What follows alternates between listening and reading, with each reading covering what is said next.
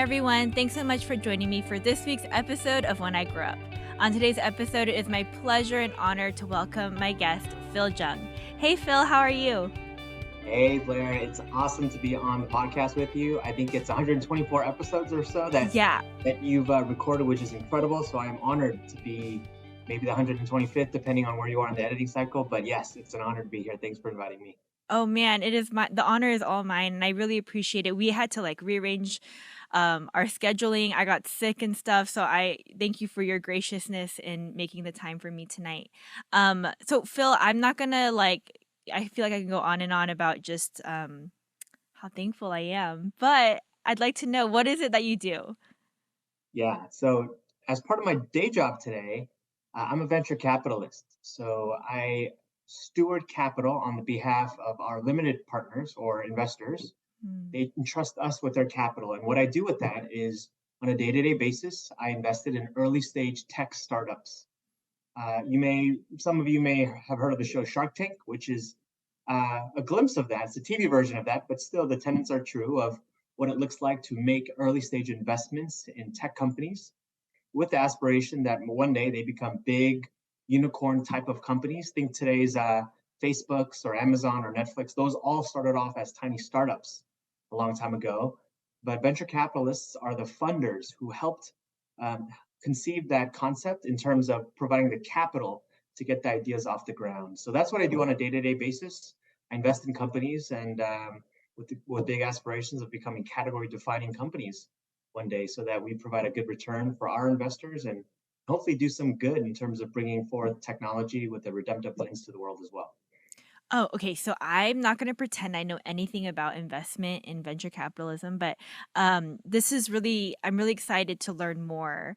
My first question is do people come and look for you, or do you guys look for these startups? Yeah, it's a little bit of both.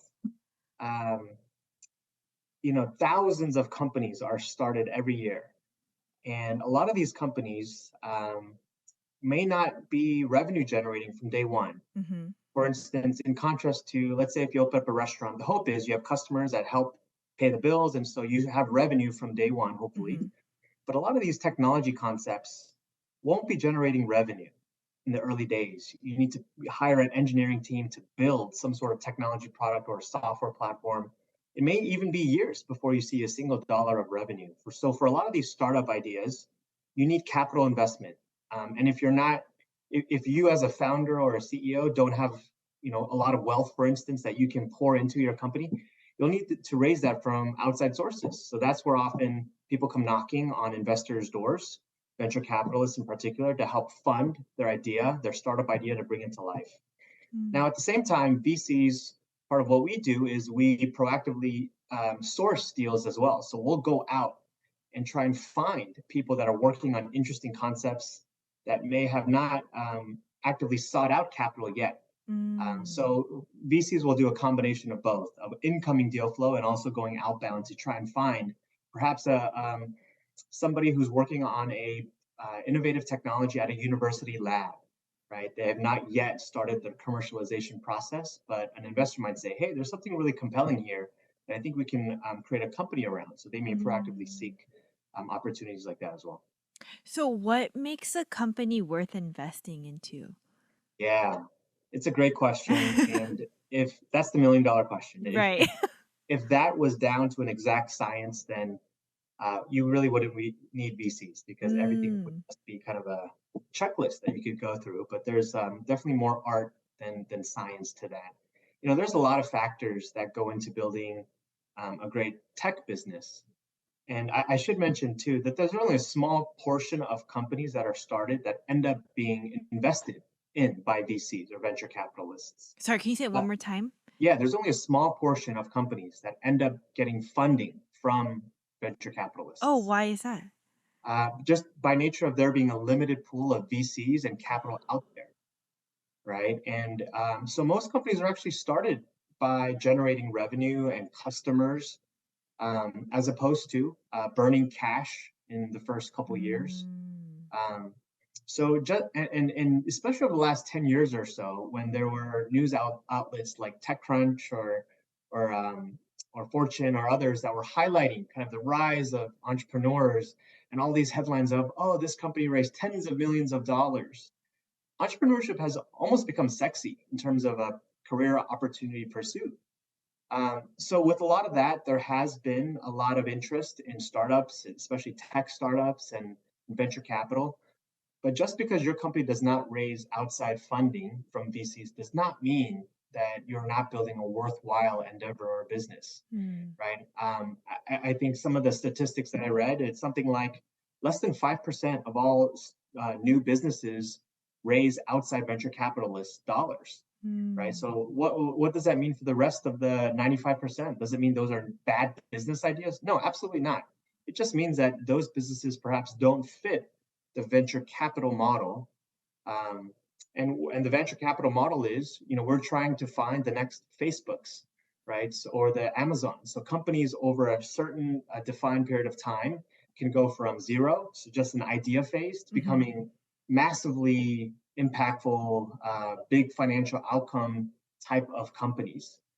Um, and most companies, again, won't fit that profile, and that is perfectly fine. Because along with taking capital from VCs comes a lot of other implications as well, which we can talk about further. But it's just a different path to how to build and Right. grow a business that's not meant for everybody. Okay. That's true. Okay, so what are these implications then? Sure, sure. So when you raise outside capital from a VC, you're Uh-huh. oftentimes giving up a percentage of control of your company. Okay, So yes. if you started a business, you're the sole owner of that. You own 100% of the business. Mhm. But if you raise capital from a VC, you may sell anywhere from 20 to 40% of your business. Now Wow. you have another shareholder in your business. So when you invite another business partner, you're often giving up some sort of a form of controls as well, whether it's your board of directors, how that is governed. Mm. Sometimes you may need voting agreements from your partners so that you can't unilaterally make decisions.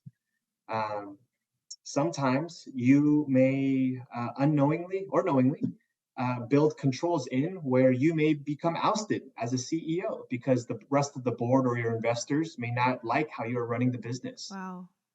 Most notably, people are investing capital into your business not just because they like you or your idea, but because they expect a return. Right. That's often within a 10-year window.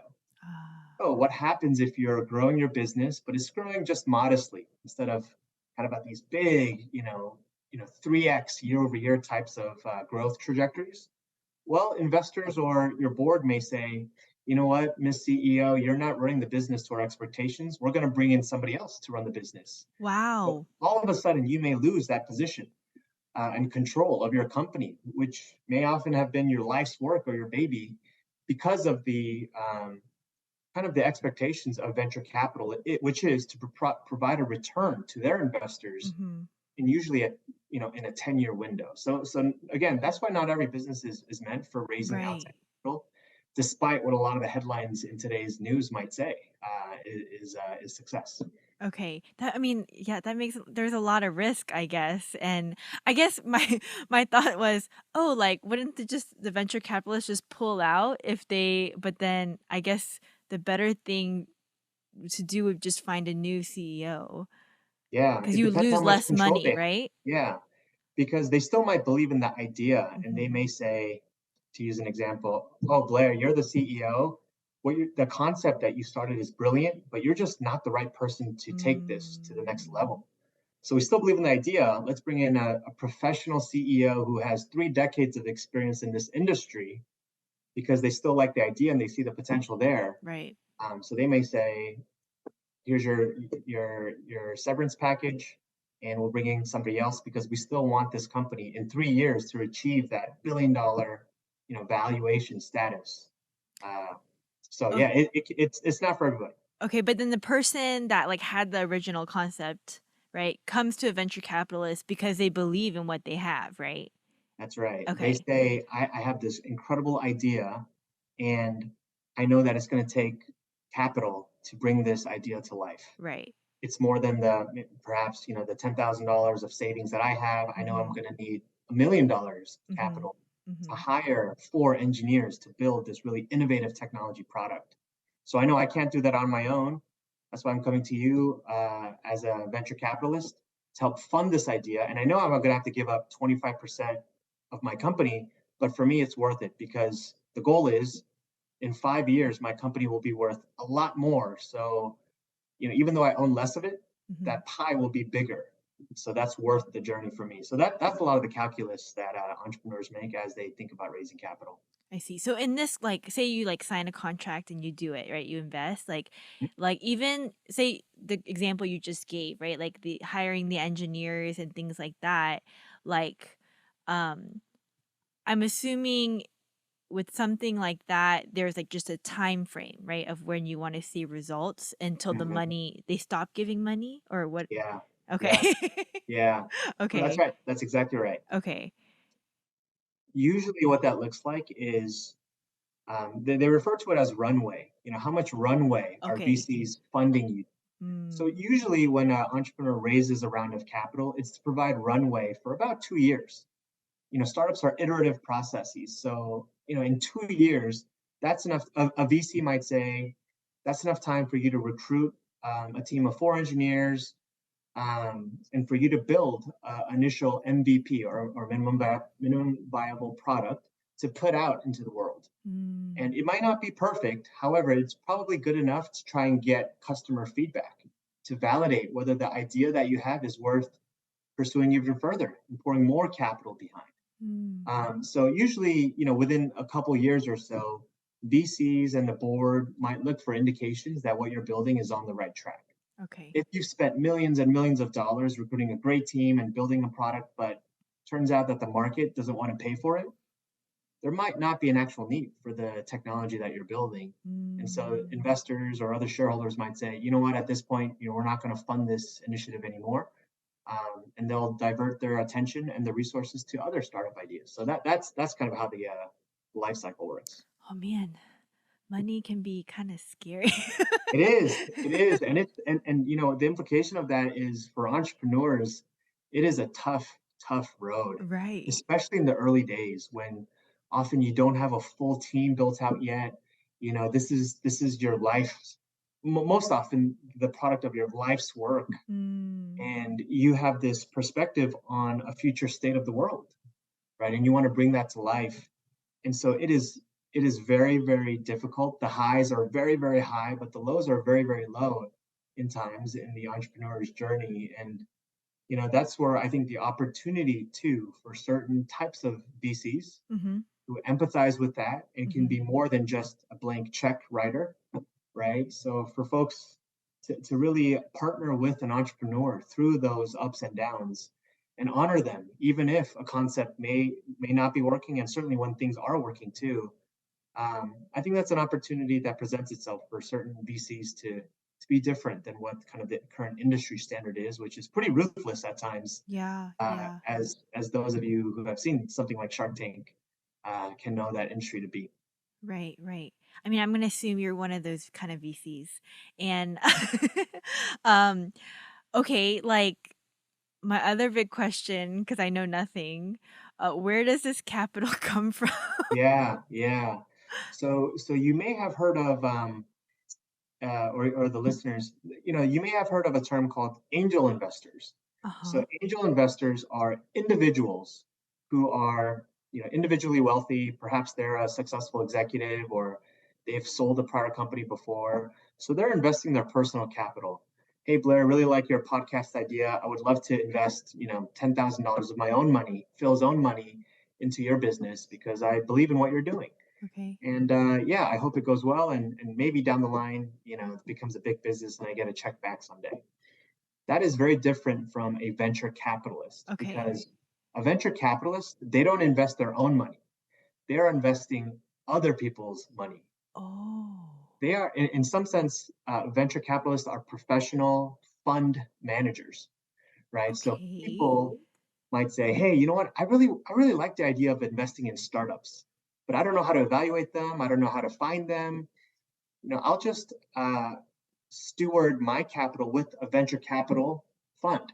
because that'll be their day job, and they know how to get into the best networks to find these up and coming entrepreneurs. So they outsource that work to a venture capitalist. I So that's see. that's the big distinction. So VCs don't manage their own money; they manage largely pools of capital for other people. Now, what do those other people look like? It might be wealthy individuals. It might be um, a university's endowment. Oh. It might be even churches. Churches sometimes sit on a lot of cash. So Baptist foundations, for example, are well known to sit on large pools of capital, and they want to make sure that's not just sitting in a checking account somewhere, but that Mm. that asset is growing. So it comes from a variety of places, largely from these big institutions, insurance companies, big companies, endowments, pension funds. We actually, at my firm, which I'm happy to talk about, later on this podcast, we actually manage pools of capital for, surprisingly enough, a pension fund for pastors and ministers in Australia, just through a Re personal connection one of our team members had. So we take our job very, very seriously. These are ministers and pastors and teachers too, who are putting their faith and hope in the retirement funds in a pool of capital that we manage. So we don't want to lose that capital for them. We want to generate returns for them and make sure that they're taken care of. So that's where most VCs capital comes from. The person. Interesting. Yeah. This is so fascinating. I so, like, it's almost like you're a so if I, like, just from what I'm familiar with, like, just Mhm. even, like, personal financial investors, right? Like, that finance and invest in, like, other people's personal money. It's like you just do that on a very large scale Yeah. with That's right. tech startups and, like, That's right. startup. Okay, That's that's exactly right. crazy. Okay. Is venture capitalist, like, kind of a new thing? Like, not new, but you know what I mean? Like a Yeah. recent. Yeah, it's not new, but it's not old either. So I'd Okay. say probably in the last 40, 50 years, this Okay. industry has become a lot more popular.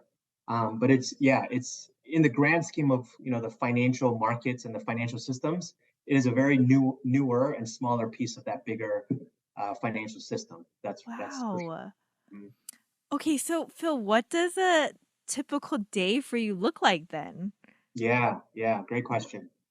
Um, I'll pull up my calendar from today. So Sure. Monday. As just a representative, a sample of what my day today is like. And Mondays are important days for venture capitalists because on most Mondays, that's when, and I'll just use, I'll just refer to VCs, Okay. VCs for venture capitalists, just select shorthand. Most VCs and VC firms, Monday mornings, they call it often their partner meeting, where they set the agenda and the expectations for the whole week. That's often a 3 to 4 hour meeting on a Monday morning, Oof. where the whole team will come together and we'll talk about highlights on a couple things. First, they'll talk about the interesting companies and entrepreneurs that they've met last week that they want to put on the radar of everyone's team. Say, hey, I really met with this really interesting founder who's working on this.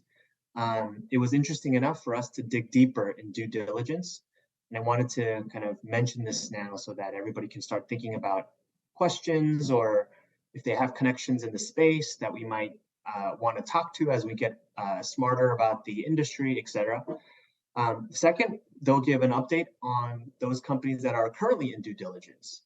Um, and then there'll be more kind of strategic initiatives discussed too. But that usually happens on Mondays, and Mhm. that takes up 3 to 4 hours. That's crazy. So aside from that partner call, uh, I had an hour meeting with one of our portfolio companies. Portfolio companies refers to a company that we've already invested in, Okay. so they're in our portfolio.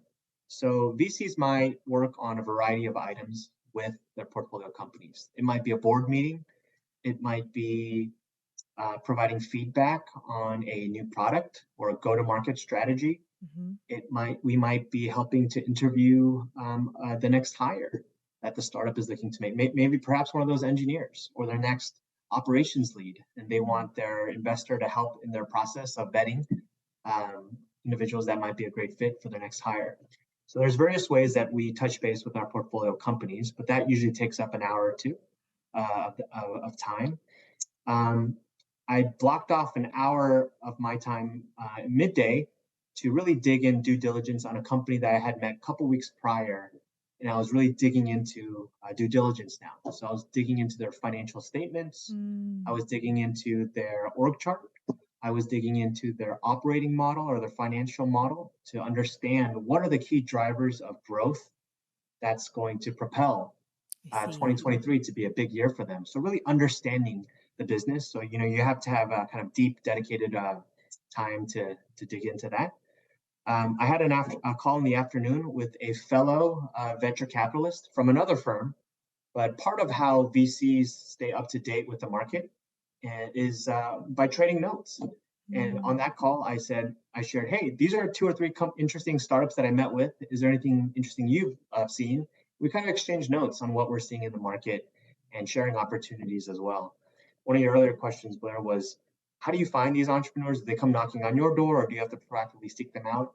It's yes to all the above. And we're often sharing notes and opportunities with other VC partners as well. sorry, and is that is this within your company or your No, this is firm? outside. Yeah, another firm. And is Yeah. that okay? Like, is it, like, competing or But yeah, that's a great point because sometimes it can be competing and sometimes it can be friendly. So Okay, you have to understand the profile of the other firm. A I lot of see. some firms only want to do deals themselves. They don't want any other partners in, right? So those firms tend to not have these types of collaborative calls. Other venture firms, perhaps they're a smaller fund, they rely on other larger funds to help put, they're called syndicates, so syndicate deals together. Okay. If I'm leading a deal, I might want two other outside VCs along with me just to help share the risk and share Ah, in their networks and their contacts and their expertise as well. So it just depends, yeah, on the I type of see. VC firm that you're talking with. Yeah. Okay. And then I spent an afternoon connecting another entrepreneur with another VC that I knew actually, because Mm, I thought their business was interesting, but the industry that they were in was not my expertise. But I knew another VC who has really strong expertise in that field. So I spent time connecting them. And then I had the last part of my day drafting a letter to our investors about our first quarter, so mm, Q1 of 2023. Because VCs are stewarding resources on behalf of others, it's our job, it's our fiduciary to keep them updated on how things are going, what's happening in the market, the what's happening with our portfolio companies and things like that. So that requires a time to just sit down and put pen to paper and be thoughtful about the updates that we're providing on a quarterly basis. So yeah, it every day looks slightly different, but it's some sort of combination of meeting with entrepreneurs and digging deeper in due diligence, addressing the needs of our investors as VCs, discussing with other VCs outside of our firm on mhm. things that are happening in the markets and everything in between. So yeah, but that's a general flavor of what that might look like. Yeah, no, I mean, like, I was thinking, oh, like, does sound like a lot of meetings, a lot of talking, a Yeah. lot of networking. And on top of that, knowing financial things, I would assume. And but I was gonna ask you, so I'm kind of jumping ahead in my usual order of what I ask, but since it's relevant to what we're talking about, um, like, what do you think makes a good VC? Mm, yeah, that's a great question. Every firm will probably have a slightly different answer because Okay. um, every venture firm has their own personality or their own thesis of what they believe makes a great investor, and they'll recruit people that kind of fit that profile. So I'll give you an example. There are some firms that say you need somebody that's a real wizard about the financial statements, so somebody that has spent their life just analyzing financial documents and statements, and you give them a financial statement, an income statement or a balance sheet, and they can just analyze it line by line and have a really critical analysis on what makes companies compelling and Mhm, what kind of signals growth versus just an okay company, right? So somebody might wait, index a profile of a team member. Perhaps they spent many, many years in investment banking or other kind of financial analysis types of roles. And they might value that and saying, you know what, we need somebody that understands how to interpret financially what a good company looks like. You might have other firms that say, you know what, that's important to some extent, but we actually feel like it's more important to be able to be relatable with entrepreneurs. Because at the end of the day, for entrepreneurs who are growing really compelling businesses, they may be in the position where they have the benefit of picking who they want to partner with. Mm, So they might have 10 VCs saying, hey, let me invest. And they might only pick two. In that case, you need somebody who's able to build rapport, I see. and be value add in ways that just, interpreting a financial statement is not good enough, right? Other VC firms might have other focus areas too. Perhaps they're focused on minority or diverse founders. So they're going to hire people that look like the types of companies that they're going to invest in. I Perhaps it's see. woman-led Hmm. founders or minority kind of founders. So in those cases, either of those cases, somebody who's a middle-aged Caucasian male probably will not get hired at one of those firms, right? So Mm, so it just depends. Each venture capital firm has a slightly different take on how their firm likes to operate, and then they'll skew towards what they're looking for. But it is a combination of financial acumen. It is a combination of being able to build rapport with entrepreneurs so that you yeah. can, quote unquote, win deals, Hmm. competitive deals. It is a combination of, well, once you invest, you're going to need to really be able to help those companies get to the next level. So, what's your experience look like that demonstrates that you can be a Mm, good partner? So, it's a combination of those things that every firm will have a slightly different weighting of each of those factors. I see. So, like, say you're listening to this episode and you're like, oh, maybe this is something I might want to do. Yeah. But then, like, okay, I don't know. I don't know how to ask it other than like, is there something that's like you do a lot of? So it's Yeah. like if you hate doing this, don't Yeah. be a VC. Yeah. No, it's a good question, and especially, let's say you're a little bit earlier in your career, Uh so huh. call it in your 20s or 30s, and you're, what are things that VC firms might look for, or the day to day that Hmm. that you should like, knowing that if you want to pursue this role. Well, um, there is kind of this genuine curiosity that you need to have about different ideas and concepts, Okay. right? Um, most venture firms will review thousands and thousands of business plans or pitch decks every year. So it's your job as an investor to help kind of evaluate from those thousands and thousands, the few that you may end up investing in.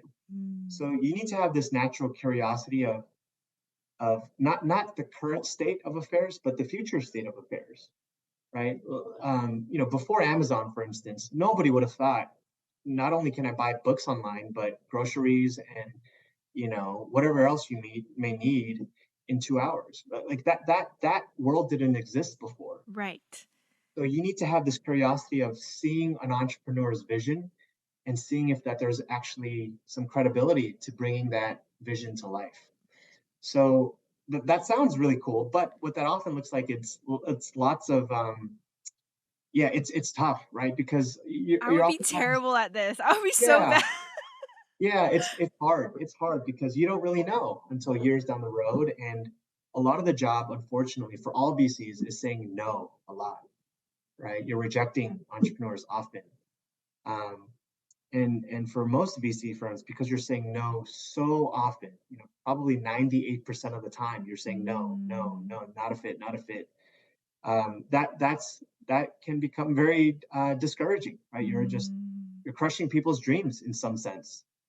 So if you're not intellectually curious or optimistic about what the future might look like, and if you don't enjoy saying no to people often, this probably isn't a good fit for you. mm, Um, but at the same time, if you are intellectually curious, if you do enjoy learning about new innovative technology and meeting with brilliant founders that do have a certain vision of the world that most people just would never comprehend, and you enjoy rolling up your sleeves and trying to be helpful in their endeavors, then this field is also incredibly exciting and life giving in that sense too. mm. Um, so yeah, pros and cons of Yeah. that, and things like reading a financial statement. You can take a class or or even on YouTube. You can learn all that, today in today's digital age.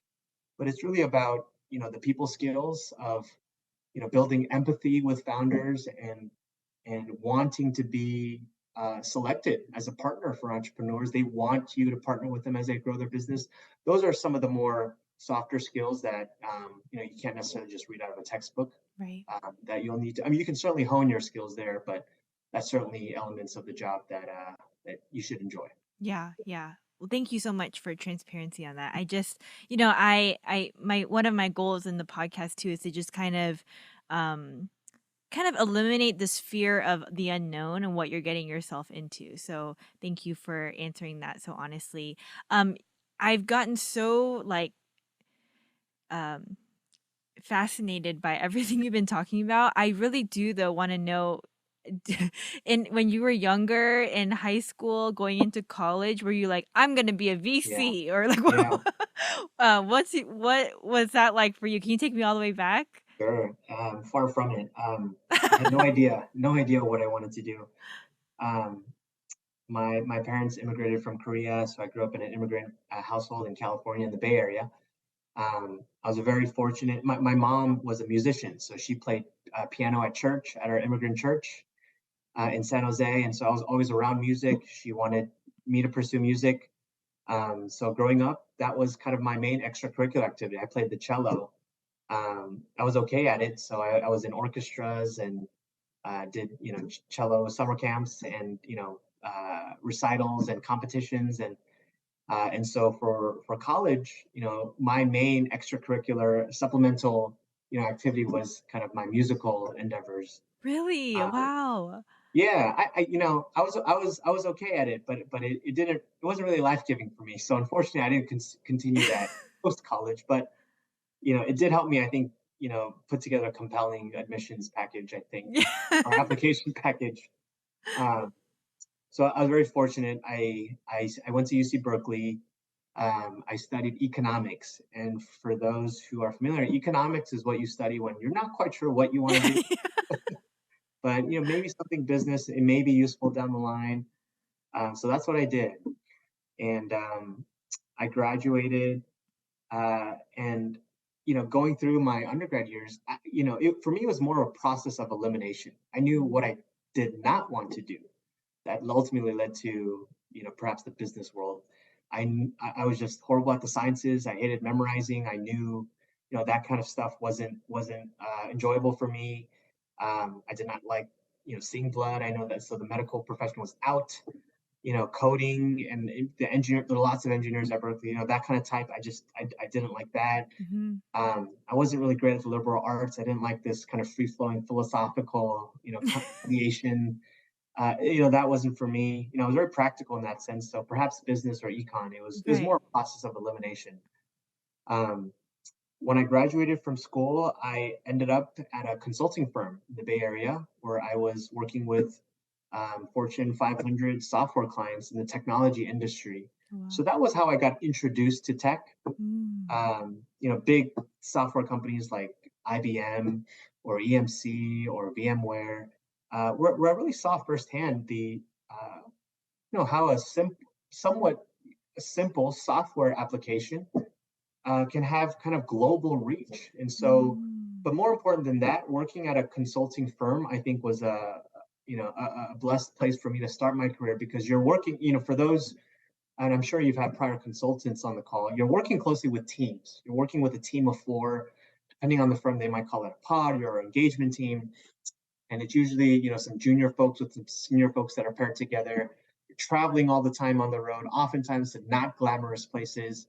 But being around folks, I accelerated my learning very, very quickly. Mm. This is what a pitch deck looks like. This is what a financial Excel model looks like. This is how you navigate it. This is how you present to a client. This is how you take harsh feedback and update a business plan, pulling an all-nighter. Mm. So those were types of things and skills that I learned kind of in my consulting world where I started my career. Around that time is when a close friend of mine from high school, he ended up making his way to the NBA, believe it or not. In high school, we had grown up together doing a lot of community service. We were co-presidents of our school's Christian club. So when all of a sudden he came into this overnight, almost overnight fame, we were just brainstorming and we said, hey, with this platform, maybe we try and be a good steward of that. And so we started a nonprofit together, just tinkering with ideas of how we might serve our communities, not knowing what a 501c3 was, what, Mm, how to structure a nonprofit. But we just tried to be proactive with that.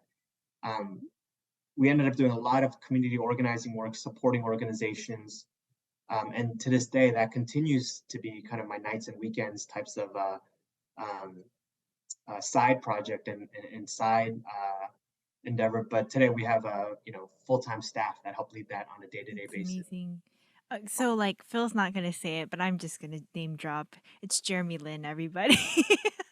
It's the Jeremy Lin Foundation, which I mean, I know I'm kind of being like a fangirl right now and by doing that, but um, I know about the foundation itself and the kind of work you guys do. So it's amazing that, two friends got together and were able to use, yeah, his overnight success, like you said, and just really channel it towards something that looks like the Jeremy Lin Foundation. And so, um, yeah, it's really a cool story, and also, um, to hear just like where it kind of started, right? Because you look at something and you're like, I mean, yeah, of course he's gonna start a foundation, but to hear you be like, look, we really had no clue what we were doing We had is no really clue. neat. Yeah, we had no clue.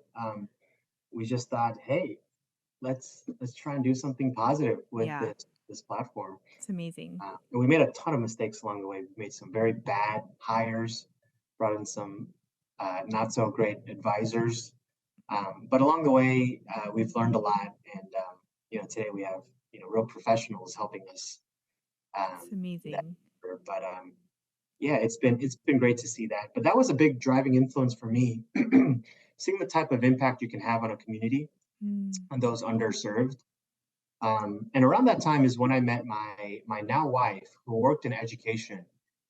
She initially was with a program called Teach for America, where she was serving underserved students, youth students in East San Jose. And coming from my kind of tech consulting job, as we met for dinner and talked about our days, I quickly realized how different our days were. Yeah. For me, I would often be stressed about a software implementation launch that maybe was delayed, and we were feeling that on the consulting team. And for her, she would tell me stories of some of the youth that she was working with in underserved communities, Mm. whether it be her time training kind of in Compton, in Southern California, or even in the Bay Area, in some of the more underserved parts of students who were being bullied at school for wearing the same clothes that started to smell every day because perhaps their parents couldn't afford to do laundry on a Yeah. regular basis, or kids who were acting on the class. And she later realized some of them were not being provided 3 nutritious meals a day. And when she would share some of these stories, at first it was disbelief, but as kind of reality sunk in, it was very humbling. Yeah. Gosh, there are some real problems that exist out into the world, even in somewhere like the Bay Area, the Silicon Valley, where you would think it's tech Right. companies and all this wealth, but that it was happening in my backyard, just across the highway. So I think those experiences kind of piqued my interest in exploring what else is out there for somebody like me. Mm. Um, at the same time, at my consulting firm, I was always looking for mentors, people that were older, who were successful in their careers, but also who were leading from a position of faith. And that's not to say they were telling everybody to go to church with them every week in the workplace, but but examples where I could just see clearly that there was some deeper motivation for why they were doing what they were doing. Wow. And I was searching for that, and it was difficult for me to find that actually. Mm. And I grew frustrated with that. I had great mentors at the church I was going to in San Jose, but I wanted examples of not a Bible study leader, but I wanted somebody who was a quote unquote successful business person Yeah. who I could learn from. And after years of searching and searching, I was praying one day and I felt like God putting the urge on my heart. Perhaps, Phil, maybe you won't find that right now, but maybe you can be that person for somebody else Mm. who may be in similar shoes. And that was actually a big spark for me to consider if okay, great. If I were to do that, what else do I need to round out some of my experience and skill set? So that was a big driver for me to pursue graduate school. So I got my MBA. Um, I went to Georgetown. That's what brought me from California to the East Coast in Washington D.C., where I I've been see. now for 9 years. Um, because I wanted to learn what it meant to understand financial statements. I wanted to learn what marketing looked like, what go-to-market strategies, how to build on my kind of management leadership experience so that I could help be in a position of leading others, et cetera. Wow. Um, so I went to Georgetown, loved my time there, got to take a lot of classes focused on that. And that's where I actually fell into venture capital. I had no idea what VC was. I had no idea. But my very first year at business school, Georgetown had launched this program called the Venture Fellows Program, where for a full year, not just a summer internship, which is the traditional kind of model, graduate school model of, during the school year, you take classes, during the summer, you get a 10-week internship. But they launched a program for 1 year. You get to intern with a firm, you Hmm. get academic credit for that. And so in 1 year, you get this whole breadth and depth of experience of working at a firm. Um, and so, just being curious, I signed up, and I was very fortunate to land a gig there, working at a venture capital firm. Again, Wow. I had no idea what it was, but in doing so, I realized, oh my goodness, you can work with a whole portfolio of 10 entrepreneurs that are building these world-changing ideas. And sure, as a VC, you're just playing a very small part in that, right? You might be helping with one, I don't know, pricing analysis or competitive market analysis. But just being around these founders, I was so inspired, and I thought to myself, wow, this VC gig is pretty exciting. Every day you're Mm, meeting with new founders with new ideas. Um, and it's not like you're joining a company where you're just working with one concept or one team. I In see. VC, you work with the whole portfolio. I see. So for somebody like me who is a generalist in technology, working with startups in financial tech or fintech or education tech, ed tech, and healthcare tech, I mean, all of these were so interesting. That's how I found myself in venture capital, and yeah, it was really neat. Yeah, and very fortunate for me. Oh, man, you make it sound so easy, but but that's incredible. And thank you for even taking me through the journey of like your music career up until, how things kind of shifted for you. And so how old were you when you decided to go to get your MBA? Yeah, so let's see. I was 26. Okay. Yeah, 26. Okay. 26. How long is the MBA program again? 2 years. 2 years. Okay. So during that time, like, did you feel so I always talk to my husband about this. Like through college, I don't really retain information from what Yeah, I learned. Excuse me. yeah. And my husband's a structural engineer, and we Mm, we talk about how like, you know, if he could go back to school again, yeah, maybe he would have retained what he sure, learned because sure. now he knows, like Yeah, what he needs. Did you feel that way? Because didn't you have some experience you had some experience yeah, in consulting before and yeah. stuff? I definitely felt that way, and I think if you look at most kind of MBA or graduate school for programs, I think the average age of folks coming in is something like 24 to 28 or something Mm-hmm. like that. Mm-hmm. So what that means is most programs want some experience of their incoming class before, so most people don't go straight from undergrad to grad school Mm-hmm. for business because, yeah, that real world experience, relevant experience, it's really helpful. A big part of the MBA program is case studies.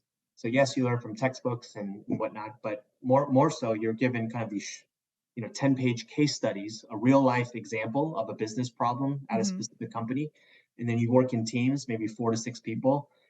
You review the case, you analyze the problem, you come up with solution, you present it in class, and you get peer reviewed.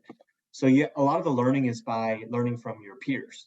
And so if everybody Mm, is coming straight from undergrad that who may not have right. kind of professional experience, you don't have as rich of a discussion. Sure. Yeah. Yeah. So Yeah. yeah, most folks that do end up going to business school have some level of experience I see.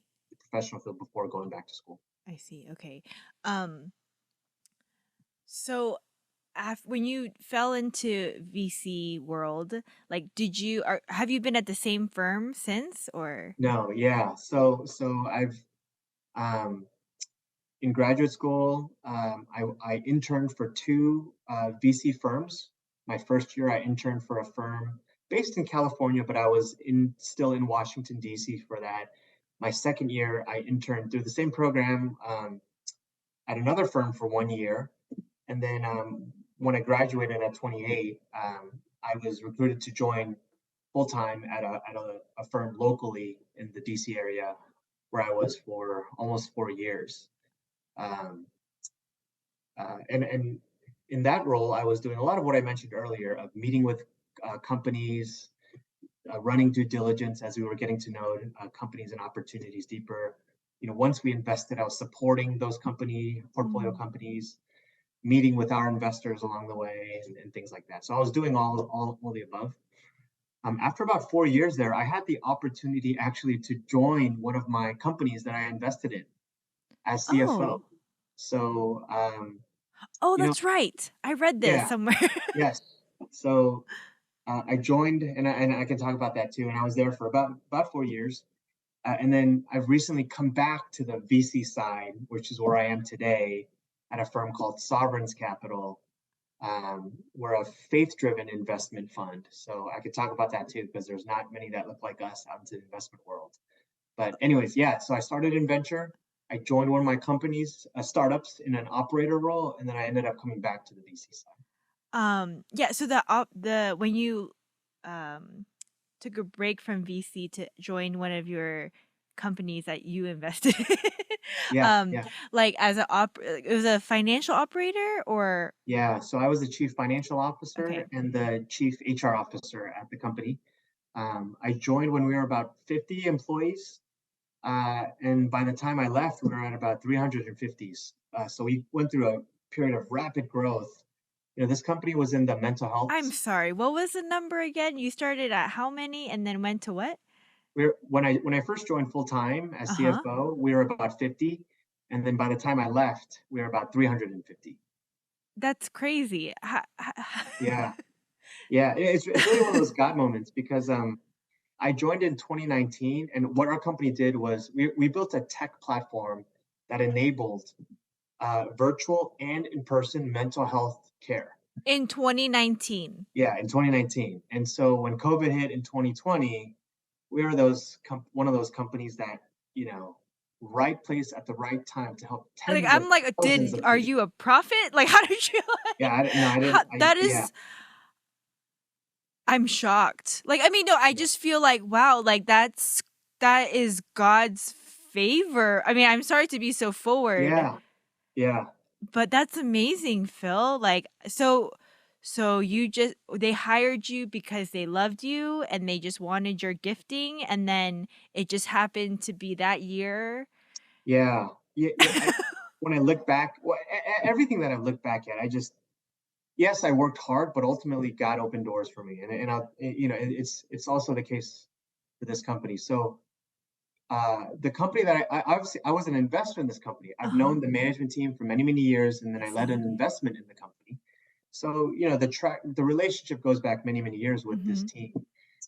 And the company was a startup. It was very small when I first met them, but they were growing steadily, and they reached a certain size at about 50 employees, where they said, it's time. We see all the momentum, all of our customer momentum, and we need to hire our very first full-time finance hire. There was nobody in the finance role before. And so, I was catching up with the CEO over coffee, in the summer, just catching up on things. And he mentioned that, hey, we're going to actually be hiring for our very first full-time finance hire. And I said, at the time, I was still an investor in the business. So I said, great, let me know when you have the job posting. I can blast that out to my network. I'm sure I can bring in some good referrals for you. And the CEO, and again, it's because it's been based on trust over the last Sure, couple of years. yeah. The CEO said, I'd really like for you to join as the CFO of the company. And I said, yeah, I don't know if that's a great idea Yeah. because yes, I went to business school, but I'm not an accountant. I don't Mm. have my CPA. I haven't been a CFO before, and Mm. this is an executive level role. This is not just like a junior role. Mhm, So I mhm. said, I don't know if I'm cut out for this. At the time, I was 31. Mm. Um, and most of the company people at the company were much older. Uh, but he said, no, no, no. Think about it. You can hire like an accountant for that. Like what I really am looking for is a strategic thought partner, an executive to help lead the company with me through this next stage of growth. Yeah. Even before COVID, there was a lot of momentum that was happening in the digital health, Sure, yeah, yeah, mental yeah, health for space. sure. So, with that opportunity, I was, talking with my wife, and my wife she started off in education. She ended up, when I went to grad school, she also went to grad school. She got her master's in social work, and she started working at a charter school as a social worker. And so every day, you can probably sense this theme continuing of my wife telling stories of her day job. Right. I was working in VC, and she was working at a charter school in a rougher part of town in Anacostia in Washington D.C. Mm, And she would just tell me stories of some of her students who were just dealing with verbal and sometimes physical abuse at home. I mm, would come home from school some days, and we would have a couple kids in our living room and say, "Oh, who are you?" And she said, "Is it okay if um, they stay with us tonight because they're dealing with a pretty rough situation at home. It's probably not mm, safe for them to go back tonight." I would say, "Of course." And another and we've been in Washington D.C. for 9 years now. mhm. Both of our families are from California. Mine's in the Bay Area. My wife's family's from Southern California. A big reason why we've stayed here in DC is, through our church here, we've just felt a calling to love on our community through serving kind of the foster and adoptive children in our community. So my wife being a social worker, I'm like a finance person at this point. Like, what Mhm. do I know? But we started volunteering through our church at a nonprofit that supports foster youth, Awesome. just like cooking meals, providing rides, babysitting on the weekends. And over time, the Lord grew that conviction in our hearts to say, hey, you don't have kids of your own yet. You have an extra, spare bedroom in your apartment, dual income. Why don't you guys try fostering yourselves? And so Wow. with that growing conviction, we became licensed foster parents, and Oh my we've goodness. actually had 6 foster kids come through our house over the last 7 years. That's amazing. Um, and we actually ended up adopting one of our foster kids, and You did? yeah, yeah, W we can talk about that too. But when did you do that? that was we had a 4-month-old come to us in April of 2020 as the Uh-huh. pandemic was starting. And he was with us for about a year and a half, and things were not stabilizing Mm, with biological mom. So after about a year and a half, the judge turned the case from a foster situation to a more permanent, and therefore they asked us as their foster parents if we would adopt. So it's not something we had the intention of doing, but we just said yes, and we try to be obedient in that. So we have an adopted child from the foster system, that's amazing. and that's why we feel like that's a big reason why we haven't gone back to Mm, California is just living in the city. We live in East Capitol Hill. We see a lot of the needs of the city. yeah. In our walk to the grocery store, we see it, and that's probably something I don't know. If I had stayed in the Bay Area, maybe I wouldn't have seen as much day to day. So that's part of it. But anyways, back to your original question of Sorry, yeah, I'm so yeah, yeah. But why did I join? Seeing a lot of these stories of my wife's kids at her school, mental health was kind of behavioral health was near and dear to my heart. So when this founder CEO invited me to join as the first full-time finance hire in a position I'm completely underqualified for, again, never being an accountant or a CPA at 31 at the time, being a CFO of a company. I mean, but the mission of the company was so admirational. Was it was so near and dear Mm, to me of using technology to help people on their behavioral health, their mental health right. journeys. I said to myself, "Gosh, if I ever were to join a company, this is the exact type of company I would join. Mm, To like leave venture capital to do." So I did that, and then of course COVID happened, and so we went through a period of explosive growth as an organization, which was delightful and terrifying at the same time, Right, right, I'm sure. especially during COVID. Um, and today, the company's it's not a startup anymore, right? It's nearly 400 people. It's a big, massive company, and I just felt like it was time. Mm, As somebody who has spent most of my career now in early stage, like startup world, mhm. this company was like a big company. So I figured maybe it was the right time to transition my CFO role to somebody who has that kind of expertise and to help usher it to the next stage of growth. And I, go back to my startup, venture capital roots. And so I joined Sovereign's Capital about a year ago, and now I help lead their early stage venture capital fund with some of my partners here. Well, that's incredible, the whole thing. I mean, just congratulations on every front because I think, your obedience of like, um, yeah, just, I mean, like you mentioned, I'm sure it was like so new, so foreign, but you were just saying yes to it again. And with that, there was so much growth in I'm sure, in your own personal, like, what you need to know as a businessman, but also just, I don't know. I'm just in awe, really, because the timing of it all just seems so perfect.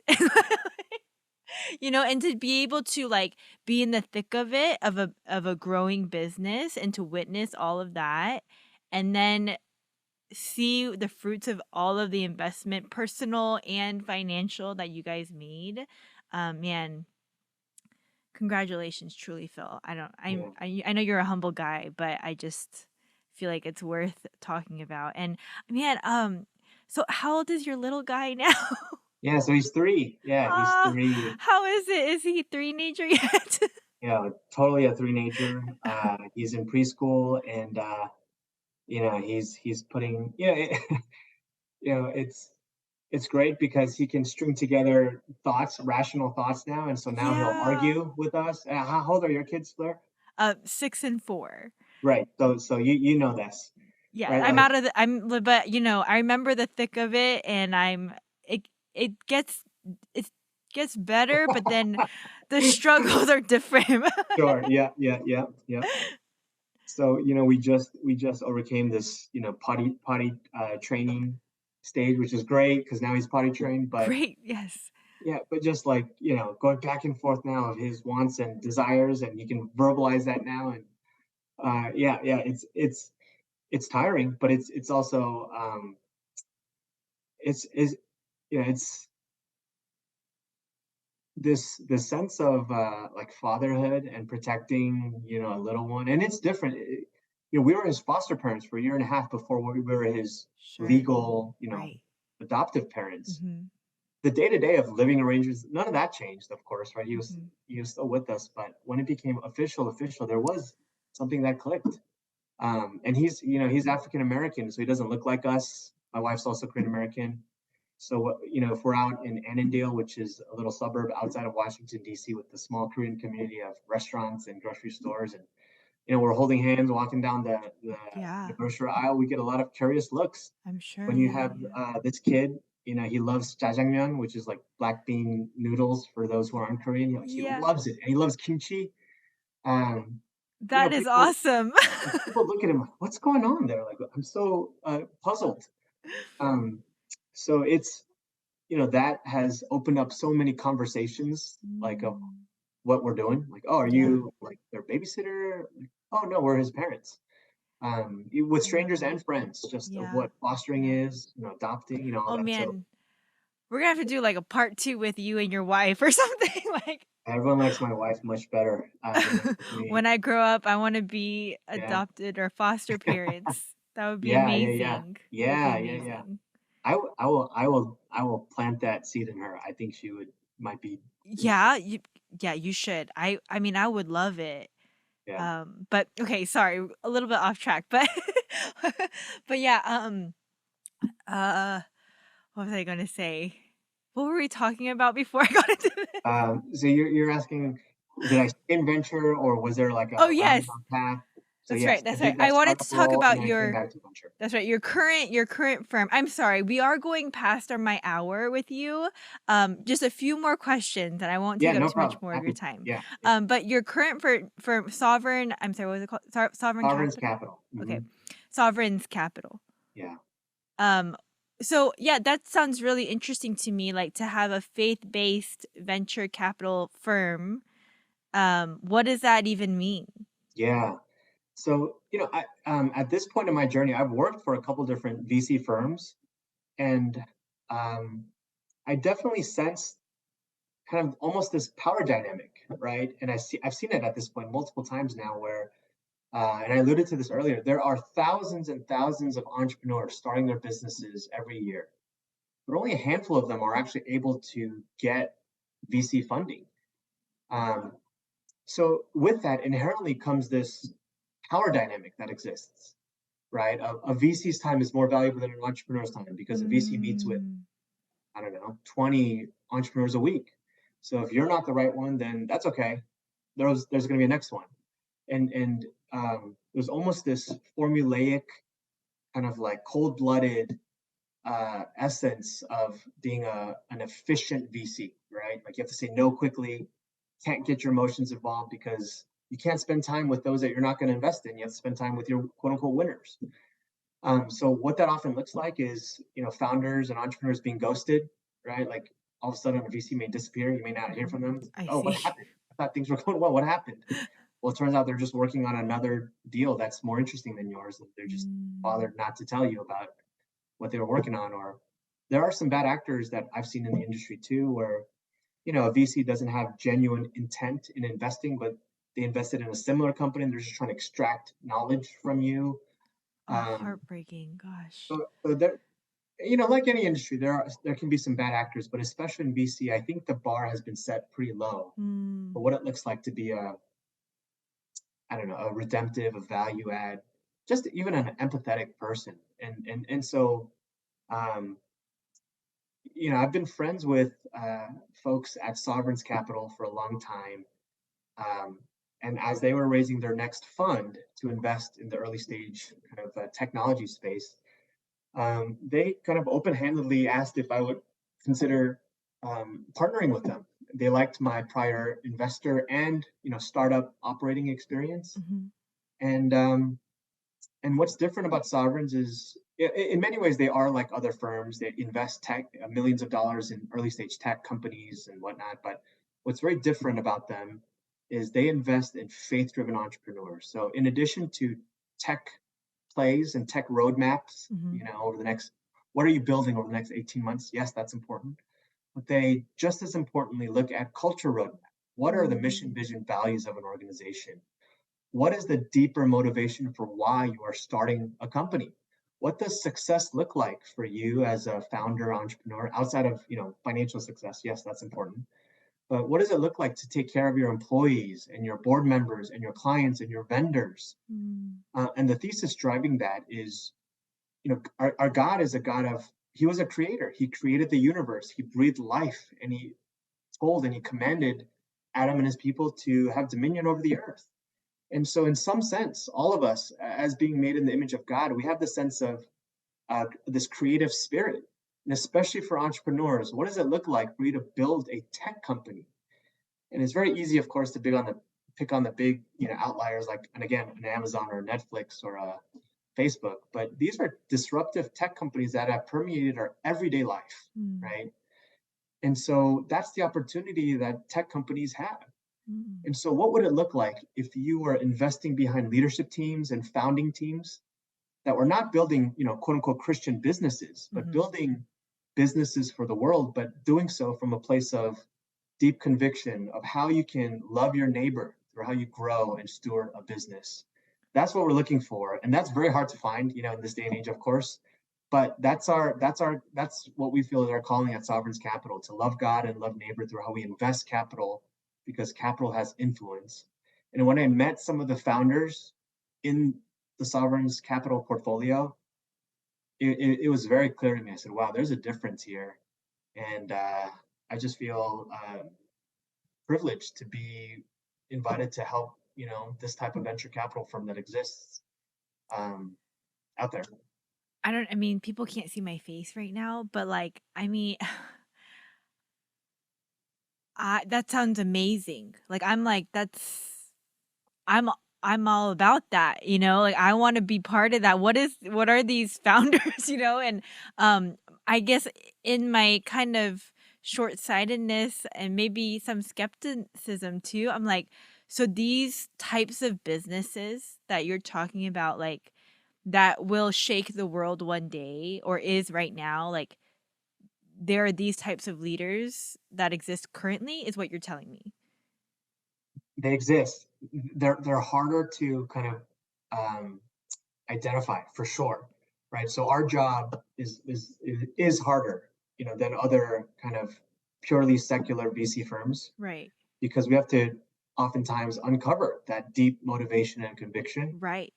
and we want to be inclusive too, right? So it's in Sure. relationship that you find this out. It's Right, not like right. you hop on a Zoom Right, call with the right. founder and say, "Oh, did you go to church this past Sunday? What is your favorite Bible verse?" Right? Like that would Right. actually be, I think, a horrible witness to the gospel Right. actually if you conducted yourself that way.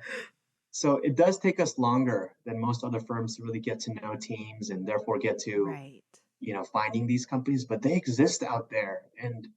Um, and a beautiful part of what we do too is we have set about 75 companies that we've already invested in today, Uh-huh. all led by believers. And so we have these groups that we create within. So inside these groups of believing founders already that find community, and we don't facilitate these, we just set it up and let them facilitate it, but they Okay. find so much encouragement, like, oh my gosh, you're another tech founder in That's my city amazing. who has intentionality behind what they're building. Like it's yeah, that we feel like catalyzing community is part of our mission just as much as investing and providing a return to our investors. I see. That's incredible. I'm like, I feel so encouraged, you know, that like I live in that type of world that this is still happening and is happening. I need to pray for you more. Yes, please do. Please do. Yeah, please do. Especially in places like, and you've, Blair, you've lived in California, so I'm sure you've been to Silicon Valley before too, where there's this culture of just success and pulling, the hustle grind and how Yeah. hard you work, and especially in the Silicon Valley, to stand up and say, raise your hand and say I'm a Christian, that's almost looked down upon. It's frowned upon. Mm, Like, mm. how could you believe in such a Sure. ideology, right? Because there's so many smart people and Mm, intellectually smart people there. And so, in some parts of the country, it is hard to stand up for your faith in that context, right? To come out and say, I'm a Bible believing, Christ following leader, and mm, the business that I'm building, I'm not building a Christian, quote unquote, Christian business, but this is my motivation for how I lead and how I serve. And it's hard. It's hard to do that in yeah. especially in certain parts. Right. Um, so it's a big prayer request for to be prayer for these entrepreneurs that are trying to pursue excellence, but also to be winsome about their faith in a way that uh, their company and how they treat people, that is a witness in and of itself Mm, and opens up conversations to talk about, wait a minute, your competitor is squeezing every single dollar out of employees by cutting wages, and they're treating competitors, they're degrading them and publicly but bashing them in the marketplace, but you're not doing that. Why is that when all of your competitors seem to be doing? And there are ways to be a witness out in the business world. um, it's less common, but I think it's needed and it's redemptive. mm. And even with the technology companies that we back, we think technology can be used for good in a redemptive way. So what does that look like in healthcare and fintech, Yeah. and I'm sure you've had, I know you've had, I've seen some of the prior guests that you've had, entrepreneurs that are building just really redemptive technology companies, startups on here. So those are the types of folks that we look to partner with, and that's our small part that we play in the ecosystem. Not small in my book, but I hear you. That's amazing. Well, Phil, thank you so much. I've taken up way too much of your time. I always ask my guests one last question before we end our time together, and that's if for someone that's listening, that's like, hey, maybe this is something I want to explore. Do you have any advice for them, or just any life advice at all? Yeah, yeah. When I look back, um, I'm in my mid 30s, so I'm not done yet for sure. But when I look back at my journey thus far, two themes that I sense is one, obviously God had his fingerprints all over my life and my journey and my personal kind of testimony, and we can talk about that another time, or I'm happy to talk to anybody about that. That's a separate journey.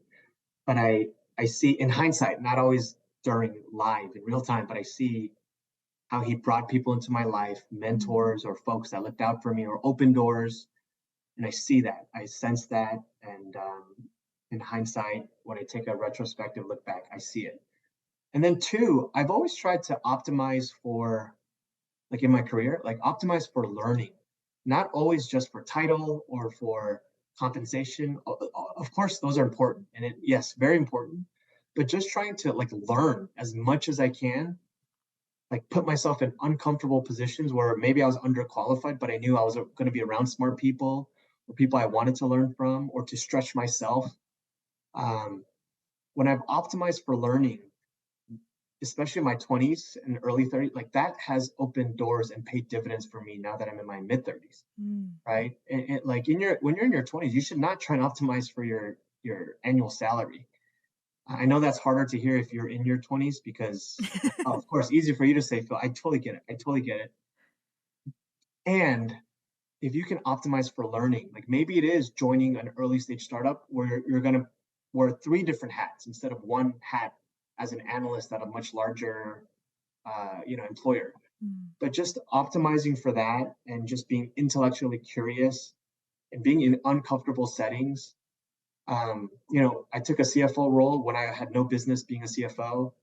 I tried something new in venture capital when I had no idea what it was initially.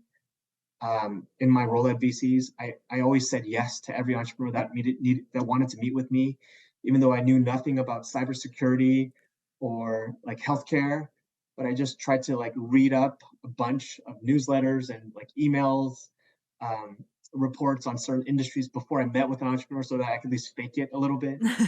Like in doing so, you just learn to like flex and build mm, muscles in these other areas of your life. And now as a VC, where I'm meeting with all types of business leaders, all of that has just paid dividends. So mm, to folks, I would say optimize for learning, be intellectually curious, and then see how God is opening doors and sending people your way, and also closing doors shut too. You may not mm, realize it in time, but you'll see it, whether it's 5 years from now, 10 years from now. And in some cases, we'll never know. What we can ask God when we get to the gates of heaven. But why did you do that? mm. But in faith, we trust that there's higher purpose. And I again, I'll only speak from my experience, but from my experience, I see that to be so true and evident. So happy to chat with anybody about any of this. And yeah, that's it. Yes, thank you for even offering that. That was my next question to put you on the spot. Like, if anyone wants to talk to Phil, can they? Can they?